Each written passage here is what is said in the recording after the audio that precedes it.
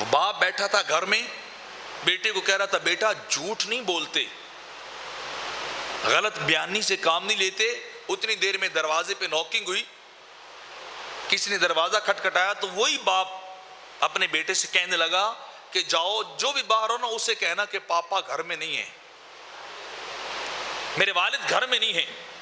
چھوٹی عمر تھی، بچہ باہر گیا، اس نے دروازہ کھولا اور کھول کے کہنے لگا انکل میرے پاپا کہہ رہے میں گھر میں نہیں ہوں، میرے والد کہہ رہے کہ میں گھر میں نہیں ہوں۔ سکھا کیا رہے تھے کہ جھوٹ نہیں بولنا، اور تربیت کیا کر رہے تھے کہ باہر جا کے جھوٹ بول کے آؤ، دروازے پہ کہہ آؤ کہ پاپا گھر میں نہیں ہیں۔ تو یہ انداز تربیت بھی نہیں ہونا چاہیے، خود کو ماڈل بننا پڑتا ہے، نمونہ بننا پڑتا ہے۔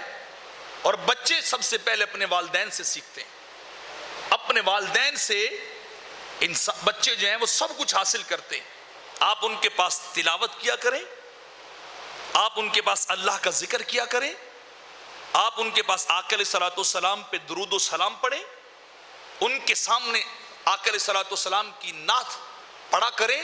بچے وہی کچھ سیکھ کے بڑے ہوتے جائیں گے، وہی ان کے دماغ کے اوپر لکھا جاتا رہے گا۔